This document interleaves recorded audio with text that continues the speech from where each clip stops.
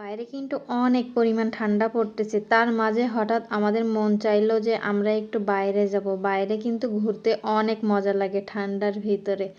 তারপর আবার আমার ভাইয়ের একটু ডাক্তার দেখাতে হবে, তার জন্য সিরিয়ালও দিয়েছিলাম। তাই আমরা সবাই সন্ধ্যায় রেডি হয়ে বাইরে বের হয়ে গেছি। প্রথমেই ভাইয়ের ডাক্তার দেখাইতে যাব। তারপরে খাওয়া দাওয়া ঘোরাঘুরি সবই হবে। আয়াতের অনেক মন চেয়েছে, আয়াত নাকি পাস্তা খাবে।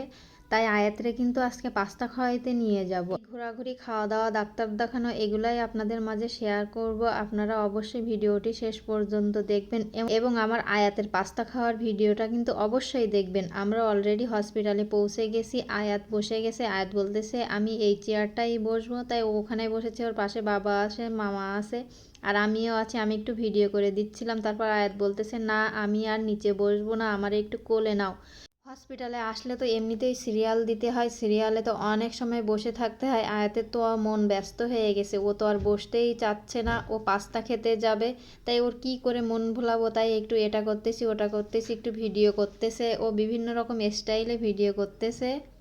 হসপিটালে আসলে তো এই একটাই সমস্যা যে সিরিয়ালে বসে থাকতে হয়, কখন ডাক্তার ডাকবে কখন দেখবে, সেই জন্য। আর বাচ্চা কাচ্চা তো এত সময় বসতেও চায় না।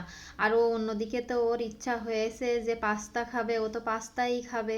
তাই একটু ভুলিয়ে ভুলিয়ে রাখতেছিলাম যে দেখি ডাক্তারটা দেখিয়ে তারপরে একেবারে বাইরে বের হব, আর আসবো না। তারপর ফাইনালি আমরা 2 ঘন্টা ওয়েট করার পরে ডাক্তার দেখিয়ে টেস্ট করে অবশেষে আমাদের ডাক্তার দেখানো শেষ হলো। এবার আমরা চলে যাচ্ছি আয়াত পাস্তা খাবে সেখানেই যাব আগে। জানি না আয়াতের কেন এত পাস্তা খেতে মন চাইছে। আয়াত কিন্তু ঝাল খায় না, তারপরেও ও সকাল থেকে জিদ ধরে আছে যে পাস্তা খাবে পাস্তা খাবে পাস্তা খাবে।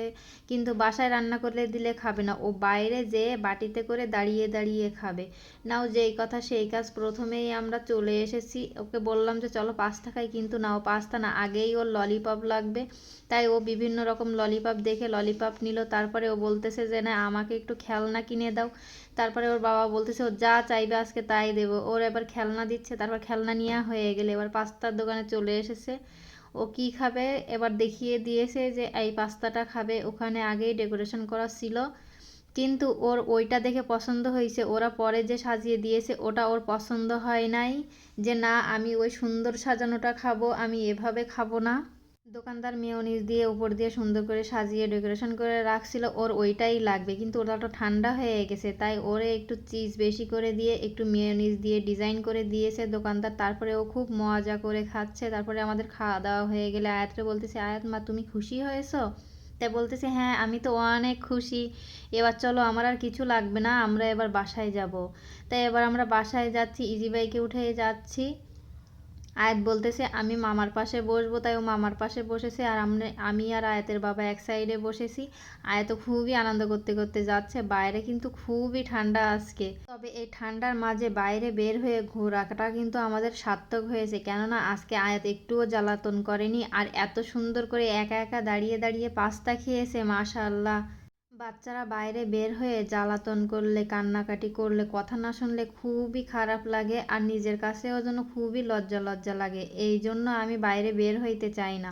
কিন্তু আজকে আয়াত এত সুন্দর বিহেভ করছে মাশাল্লাহ। বাইরে গেলে বলে এটা নেব ওটা নেব, এটা দাও ওটা দাও, না দিলে যেটাই ধরবে সেটাই, না দিলে খুবই জিদ ধরে। কিন্তু আজকে কোনো কিছুই চাইনি, জাস্ট একটা গিটার কিনছে, 2টা ললিপপ কিনছে, আর পাস্তা খেয়েই বলছে আমার খাওয়া দাওয়া শেষ, এবার আমি বাসায় যাব। এই পর্যন্তই। ভিডিওটা কেমন লাগলো অবশ্যই সবাই কমেন্ট করে জানাবেন এবং আমার চ্যানেলটি অবশ্যই সাবস্ক্রাইব করে দিবেন। সবাই ভালো থাকবেন, সুস্থ থাকবেন। আল্লাহ হাফেজ, দেখা হবে নেক্সট ভিডিওতে।